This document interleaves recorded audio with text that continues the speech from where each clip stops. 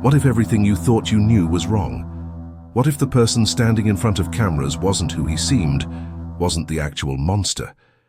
Investigators notice something. The words don't match the body. Within days, they find the truth. And it's more calculated than anyone imagined. The autopsy reports would reveal details we never expected, evidence that destroyed every lie told.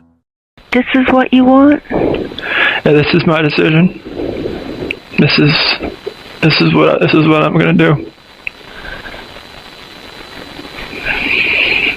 Don't ever confess to something you didn't do. I know, but this is my decision, though. This is all me, okay? And this nightmare has to be over for everybody. Many people ask why the Chris Watts story remains in the news, and I always tell them his actions deeply hurt his family and touched the hearts of parents everywhere, leaving sadness that we all feel. As humans, we want to understand the pain and loss caused by this tragedy. To keep exploring this case with care and find answers about Chris Watts' life today, please subscribe to this channel. Your support helps me share more details respectfully. I called her 3 times, texted her about 3 times just to say, you know, what's going on. Like, because after I called her and texted her once, it was like maybe she was just busy, like she'd just gotten back, you know, like everybody's probably calling her from her trip. She just got back from Arizona, and I figured she was just busy. But when her friend showed up, that's what it was like, it registered like, all right, this isn't right. August 14th, 2018. Less than 24 hours after Shannan and the girls were reported missing, investigators asked Chris Watts to come to the police station. They told him they needed his help, that he could provide information that might find his family. He agreed. He thought he could control the narrative. He was wrong. The first thing investigators did was ask Chris to take a polygraph test. Now, polygraph tests aren't perfect. They're not always admissible in court, but they're a tool. They measure stress responses, and Chris Watts failed spectacularly. When they asked him if he knew where his family was, the machine showed deception. When they asked if he hurt them, deception again. Every critical question came back, showing he was lying. The polygraph examiner told him straight up, "You're not being truthful with me." Chris tried to explain it away. He said he was nervous, that he was stressed about his family being missing, that the test must be wrong. But investigators knew better. They'd seen this before, the husband who fails the polygraph, the husband who has the perfect explanation, the husband who's hiding something. They brought him into an interrogation room, and this is where we see the psychology of interrogation at work. The detectives didn't accuse him directly at first. They built rapport. They showed sympathy. They said things like, "We know you love your family. We know you want to find them.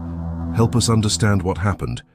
They gave him opportunities to explain, to tell his version, and Chris took the bait. His first story was simple. He didn't know where Shannan and the girls were. They'd had an emotional conversation about separating. She left with the kids, he went to work. When he came home, they were gone.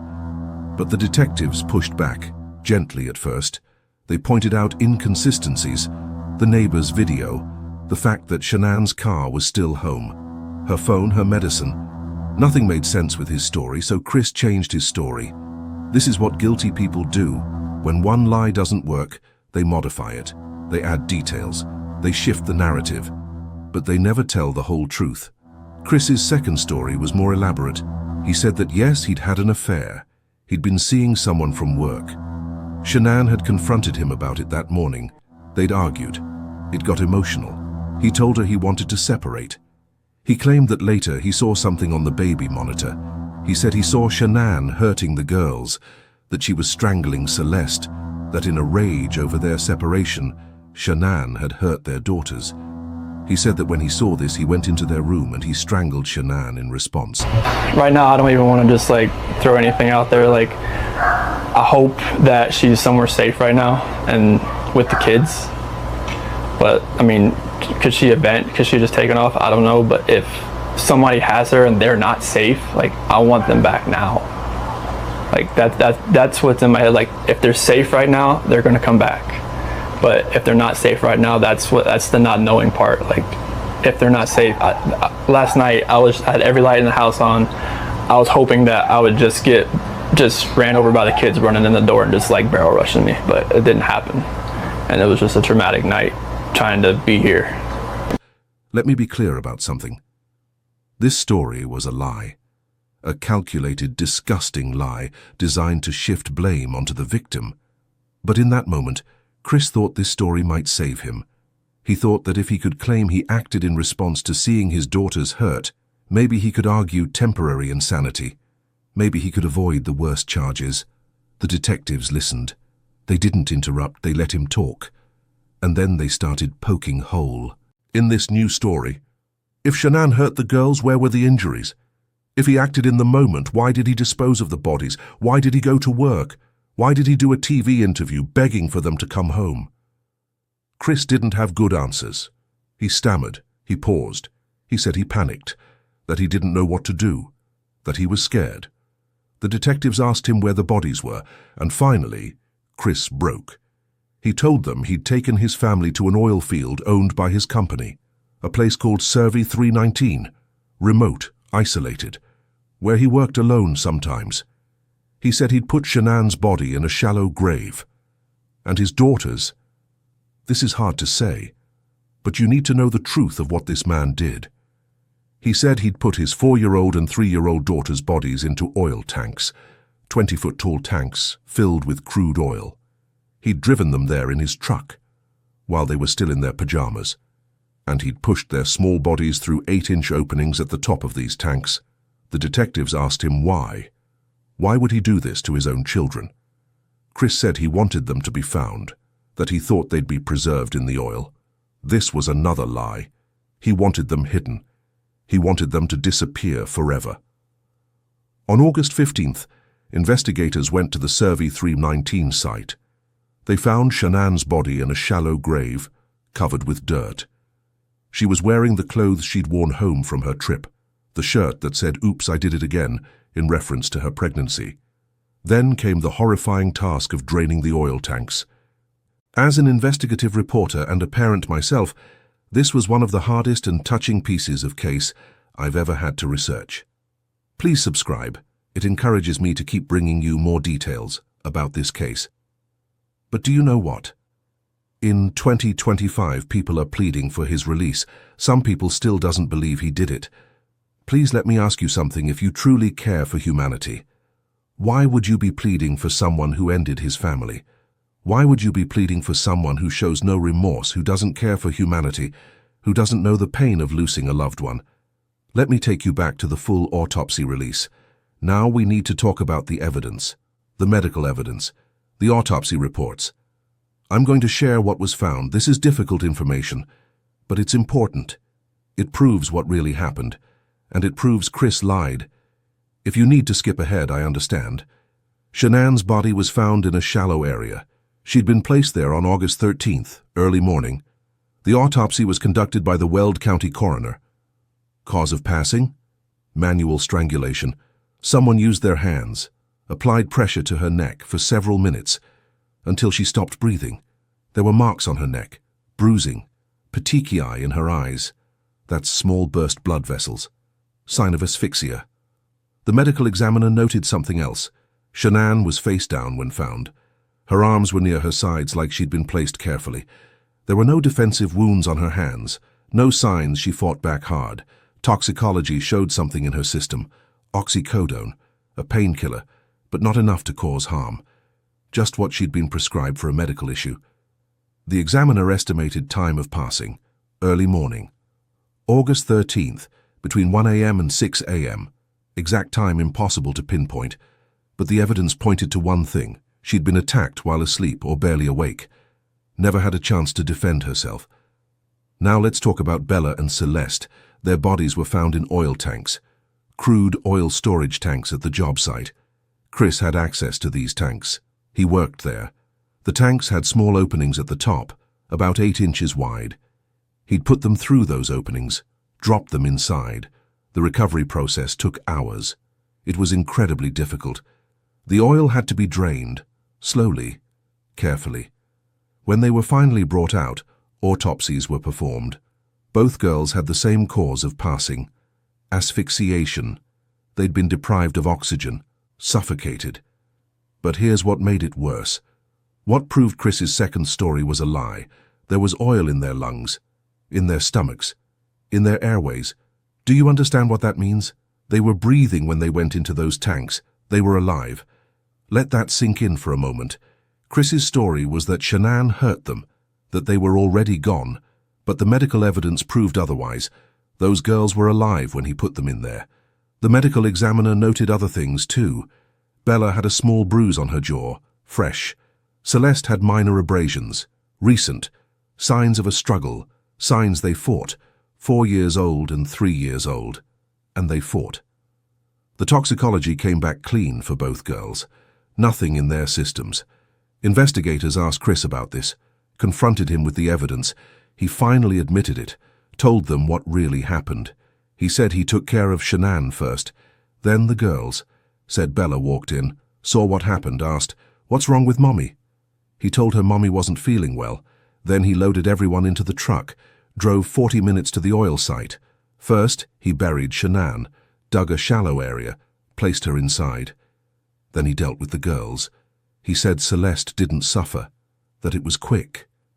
But Bella was different.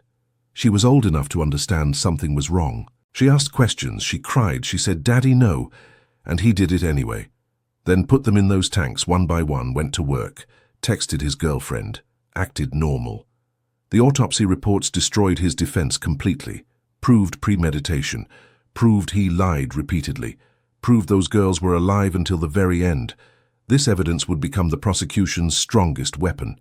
Let me show you how investigators built this case, how they connected every piece of evidence, how they knew Chris was guilty before he ever confessed. Start with the timeline. My kids are my life. I mean, those smiles light up my life. And there's like, I mean, last night, like during when they usually eat dinner, it was just like I miss them. Like, I mean, I miss telling them, "Hey, you got to eat that, or you're not gonna get your dessert," and just like you're not gonna get your snack after. I miss that. Like I miss them, cuddle up on their couches. They have like a Minnie Mouse couch and a Sophia couch that they cuddle up on and watch, Bubble Guppies or something. And it was just like, I was. It was tearing me apart last night, and I needed that. I needed that last night, and for nobody to be here last night and to go into their rooms and know that I wasn't going to turn the rain machines on, and I know that I wasn't going to turn their monitor on, and know I wasn't going to kiss them to bed tonight. That's why last night was just horrible. I couldn't do it. I want everybody to just come home. Like wherever they're at, come home. That's what I want. She came home from the airport 2 a.m. and I left around 5:15. She was still here. And like about 12:10 in that afternoon, her friend Nicole showed up at the door. Like I had texted Shannan a few times that day, called her, say, but she never got back to me, but she wasn't getting back to any of her people as well. And that's what really concerned a lot of people, is like, if she's not getting back to her, like if she doesn't get back to me, that's fine, like she gets busy during the day, but she didn't get back to her people, which was very concerning. And Nicole called me when she was at the door, and that's when I came home. And then walked in the house and nothing was vanished, nothing was here. I mean, she wasn't here, the kids weren't here, nobody was here. Shannan's friend dropped her off. Around 1:50 a.m., Ring doorbell camera caught it, timestamp verified. Shannan walked into the house carrying luggage. That's the last time anyone saw her alive. Except Chris. Chris's phone records show something interesting. He was awake, phone active, searching things online. At 2 a.m., he looked up specific information. How long it takes to die from certain things. He deleted the searches later, but investigators recovered them. Between 3 a.m. and 5 a.m., Chris's phone went silent. No activity, no searches, no texts. That's the window. That's when it happened. At 5:27 a.m., the neighbor's camera catches Chris, loading his truck, moving items back and forth. He makes multiple trips from the house to the truck. The camera angle doesn't show what exactly, but he's busy. At 5:46 a.m., he drives away, truck fully loaded. His work phone had GPS tracking, company policy. The GPS shows his exact route, every stop, every turn. He drove straight to Survey 319, a remote oil site, arrived around 6:30 a.m., stayed until 9 motor a.m., nearly 3 hours at a site he wasn't scheduled to visit. His phone pinged the cell tower there, multiple times. When he left, he went to another job site, worked a normal day, talked to co-workers, acted fine. This is what you want? Yeah, this is my decision. This is what I'm gonna do. And this nightmare has to be over for everybody. No. You have to remember we're strong. I know. This is my decision, though. But don't ever confess to something you didn't do. I know, but this is my decision, though. This is all me, okay? But you are so loved. There's no doubt about that. Your family is here for you. We will always be here for you, and you know that. I know. Now let's talk about the physical evidence. Police searched the house top to bottom. They found Shannan's wedding ring in the master bedroom. Chris had mentioned this during his TV interview, said it was strange she left without it. But here's the thing, she didn't leave, he took it off. They found her phone, charging cable still plugged in, her purse, her medication, everything she'd need, no signs of packing, no signs of leaving voluntarily. They tested the bed sheets, found nothing unusual because Chris had washed them, put new ones on, but they found the old sheets, in the trash, outside. Those sheets told a different story. Evidence was there. They searched Chris's truck next, thoroughly, found traces of oil, same type from Survey 319, found hair, matched to Shannan, Bella and Celeste, found fibers, from the bed sheets he'd thrown away. His phone data showed even more, text messages to his girlfriend, dozens of them. On August 13th alone, he texted her constantly, told her he was having a bad day, felt stressed. She asked why. He said work stuff, didn't elaborate. He looked at photos of her, sent heart emojis. This was the same day his family was missing, the same day he went on TV crying. And he was texting another woman, acting normal. Financial records revealed the motive. Chris and Shannan were drowning in debt, over $400,000 credit card bills, mortgage behind, HOA fees unpaid. Bankruptcy was looming. They'd filed once before. Chris saw a way out, a fresh start. New girlfriend, no kids, no debt, no responsibilities.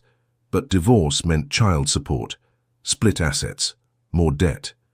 This was faster, cleaner, at least in his mind. So where is Chris Watts now? What's his life like today? In 2025, let me tell you what we know. Chris is currently in Wisconsin, Dodge Correctional Institution. He was moved there from Colorado in 2020. What I'd like to say to the courts that Shannan, Bella, and Nico love and caring people. They love life.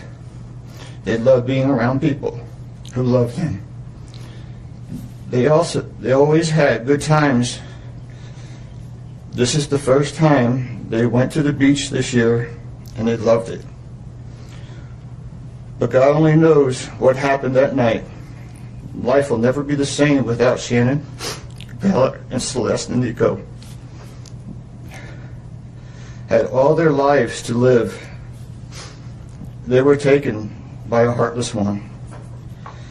This is the heartless one, the evil monster, who dare you take the lives of my daughters Shannan, Bella, Celeste, and Nico. I trusted you to take care of them, not kill them.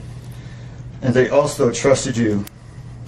The heartless monster, and then you take them out like trash. You disgust me. They were loving and caring people. You may have taken their bodies from me, but you will never take the love they had for me. They loved us more than you will ever know, because you don't know what love is.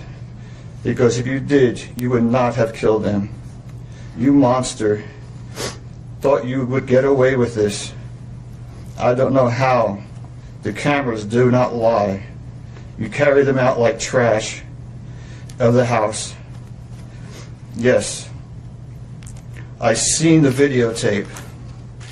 You buried my daughter Shannan and Nico in a shallow grave, and then you put Bella and Celeste in huge containers of crude oil. You heartless monster. You have to live with this vision every day of your life, and I hope you see that every time you close your eyes at night. Oh, I forgot. You have no heart or feelings or love. Let me tell you something. I will think of them every day of my life, and I love them every day of my life. Prison is too good for you. This is hard to say, but may God have mercy on your soul. I hope you enjoy your new life. It's nothing like the one you had out here. May the courts have no mercy on you. It's hard every day. It hurts in so many ways. I have heard people say that you're not a monster. No, you are not. You're an evil monster. Thank you. Love you, Shannan, Bella, and Nico. Love you, Pop and Dad. And one other thing. And Shannan says she is super excited for justice today. Thank you, Your Honor. Thank you, sir. Just your love and support is all I need.